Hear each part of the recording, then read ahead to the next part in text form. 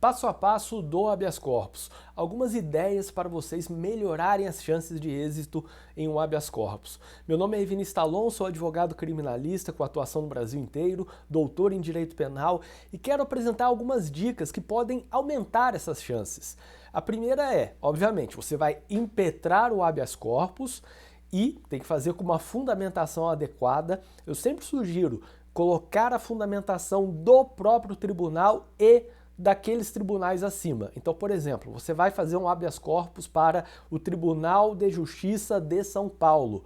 Coloque decisões do Tribunal de Justiça de São Paulo, do STJ e do STF.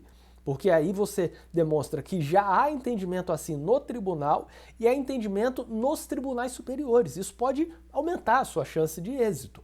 E, obviamente, nesse momento que você impetra o habeas corpus, se você ainda não foi ao tribunal para nenhuma medida, não há um juízo prevento. Uma coisa é você já ter um juízo prevento e sabe que vai impetrar o habeas corpus e já vai cair, por exemplo, na segunda Câmara Criminal do Tribunal tal, com o relator desembargador tal. Aí você consegue fazer o habeas corpus, a peça, com uma fundamentação a partir dos entendimentos desse relator, os entendimentos dessa Câmara, botando decisões do relator e da Câmara no seu habeas corpus. Só que quando é o primeiro habeas corpus, quando ainda não há um juízo prevento no tribunal, você tem que fazer, digamos, às cegas, sem ter uma ideia de quem vai analisar. Mas coloque essa fundamentação do próprio tribunal e também dos tribunais superiores. Daí você impetrou. Fique de olho sobre a distribuição. Porque se a distribuição demorar muito, entre em contato. Às vezes eu não espero nem um turno. Se entro com o habeas corpus de manhã, logo no início do dia, e aí na hora do almoço ainda não foi distribuído, eu já entro em contato. Tento lá o contato pelo balcão virtual, tento o contato com a distribuição. Nesse caso, não é com o gabinete de desembargador, não é em outro lugar, é o contato com a distribuição, para pedir que seja distribuído pela extrema urgência. Então, não espere, por favor, não espere 24 horas, por exemplo, para cobrar a distribuição. Tem que ser rápida a distribuição quando é habeas corpus, principalmente sobre prisão preventiva. E aí, foi distribuído. Agora, se não tinha um juízo prevento, agora você já sabe quem será o relator e qual será a Câmara Criminal ou a turma que julgará aquele habeas corpus. Com isso, você pode pesquisar decisões do relator, pesquisar decisões da Câmara ou da turma e entender o que você vai precisar melhorar ou falar para sustentação oral ou antes até no memorial, na hora de despachar. Aqui é o momento de fazer isso. Depois que você já sabe, portanto, para quem foi distribuído o habeas corpus, você vai tentar despachar sobre a liminar. E aí você tem que despachar com quem? Com o relator. Você vai pesquisar contato do gabinete do relator, mandar um e-mail. É fácil, é só falar, gostaria de uma audiência com o excelentíssimo desembargador tal, sobre o habeas corpus número tal, do qual ele é relator.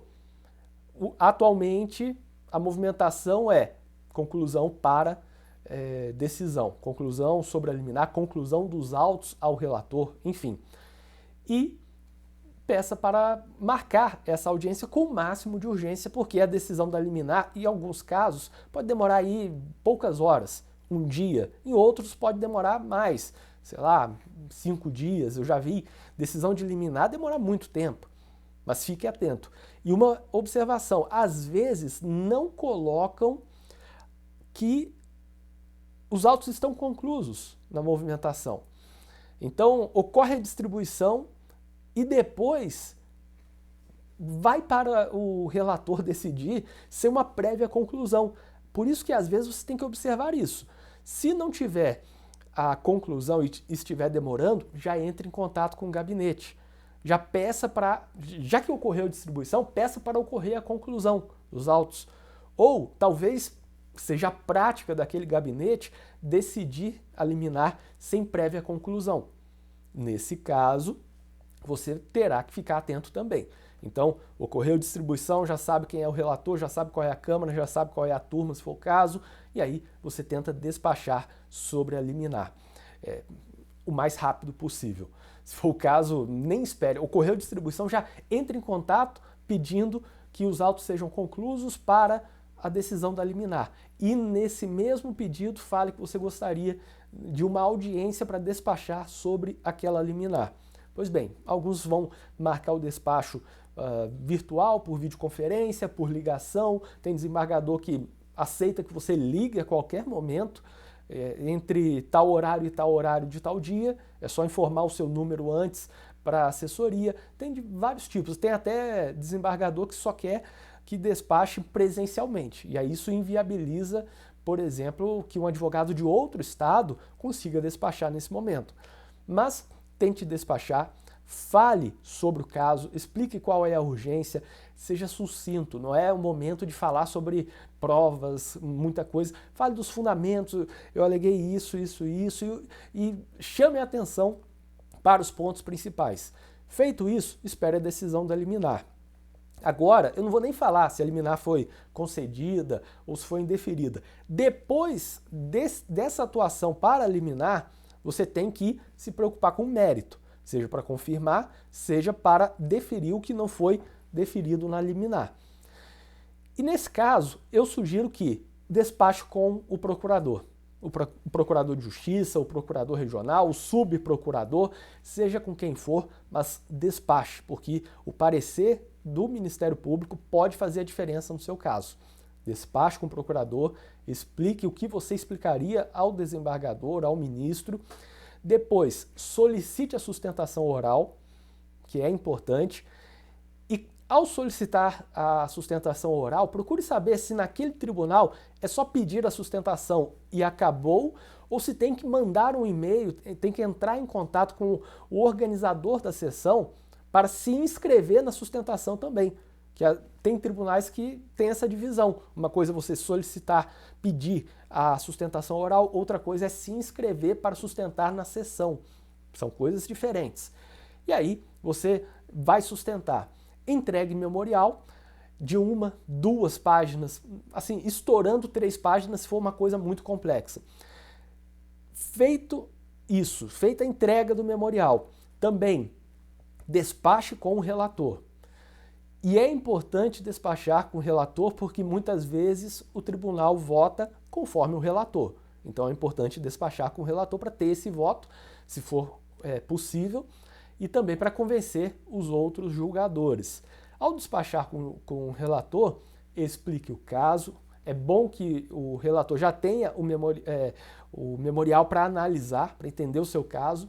Seja sucinto, mais uma vez, e fale sobre o principal. Não queira explicar milhares de coisas. Não fale sobre decisões, porque tem entendimento do STJ. Não.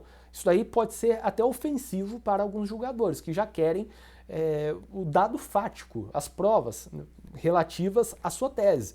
Então, se for uma tese de nulidade, onde que demonstra que teve essa nulidade? Você vai falar, não teve a intimação da pronúncia, porque aconteceu isso, o juiz interpretou que bastava a intimação do advogado e não a intimação pessoal do pronunciado. Isso está em tal lugar, acabou. Não queira falar 1000 coisas sobre entendimento jurisprudencial, porque não é o momento de lecionar para o julgador. Depois disso, dependendo do caso, é bom despachar com todos os julgadores. Mas é uma revisão criminal, vou ter que despachar com muita gente. Pois é complicado, é assim mesmo que funciona. Porque às vezes você pode perder o voto do relator, mas pega ali o voto do revisor, pega o voto dos vogais, pega o voto dos outros julgadores. E por isso é importante despachar. Vai dar trabalho, já despachou sobre a liminar, despachou com o procurador, despachou com o relator para o mérito e agora vai despachar com todos os julgadores. Não é todo caso que precisa disso, mas tem casos que é bom para tentar aumentar a chance. E, feito isso, você pode pedir a preferência. Eu sempre acho legal pedir a preferência. Por que pedir a preferência? Porque aquele processo seu, aquele habeas corpus, será julgado antes, no início da sessão.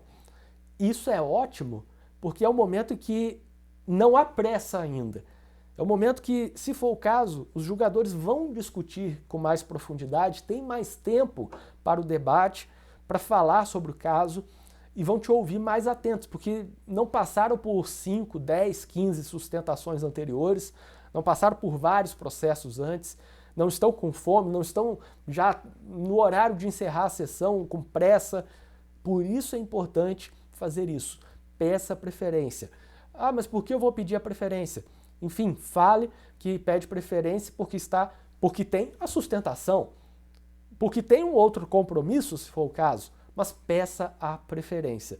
Olhe no regimento do tribunal onde você impetrou o habeas corpus para saber quais são as hipóteses de preferência e procure ali se é cabível. E por fim, sustente. Não uma sustentação genérica, não é para fazer sustentação como se você estivesse falando para populares. Não é para fazer uma sustentação, digamos, abre aspas, porque nesse caso, excelências, há uma violação do devido processo legal, isso é um absurdo, porque não pode violar o devido processo legal, e se fosse com um familiar de vossas excelências? Isso pode acontecer com vossas excelências, com um familiar. Não permitam isso, excelências. Olha o Brasil como está, ninguém respeita a Constituição, ninguém respeita o Código de Processo Penal. Não faça isso. Seja mais técnico, objetivo, fale sobre o ponto. Aconteceu isso, depois isso no processo, a sequência é essa. Isso está demonstrado na instrução desse habeas corpus e também temos aqui tal situação de direito. A discussão, portanto, nesse habeas corpus é sobre as seguintes perguntas. Eu acho excelente fazer isso, porque às vezes o julgador não sabe exatamente o que você quer, porque você colocou tantas coisas ali que não ficou tão claro assim. Então diga, por exemplo, que a matéria fática está demonstrada, há tais provas que demonstram o suporte fático. Isso é a teoria do caso, é você falar qual é o fato, o que prova esse fato e qual é a consequência jurídica. Muitas vezes já se pula diretamente para a consequência jurídica sem falar o que tem antes, o que prova, o que sustenta no processo aquilo que você está falando. Que falar que tem uma nulidade na intimação. Tá, mas qual intimação, onde ela está e por que tem essa nulidade? O que aconteceu de fato? E também você não pode ficar só no fato, porque isso confunde. Às vezes fica falando tanto sobre o mérito, sobre o crime, aconteceu assim, mas tem isso, mas tem tal testemunha e tal, que se perde nisso quando na verdade é para falar de uma nulidade, é para falar sobre relaxamento da prisão por excesso de prazo. Aí não precisaria falar tanto sobre o fato.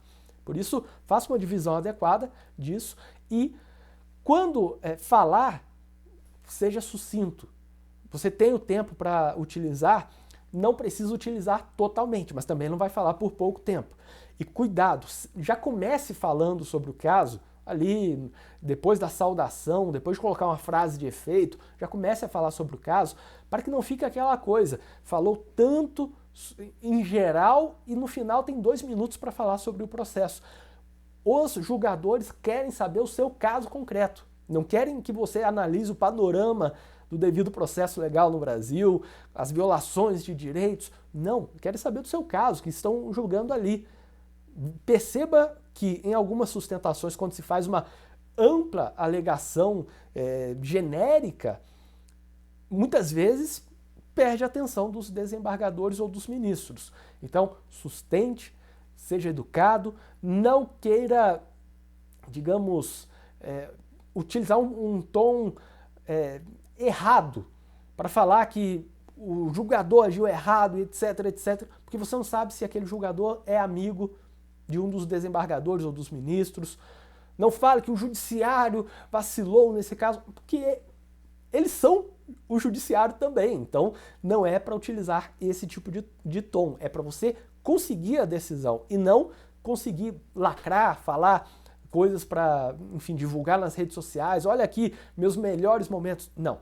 É para conseguir o melhor para o paciente. Até o próximo vídeo.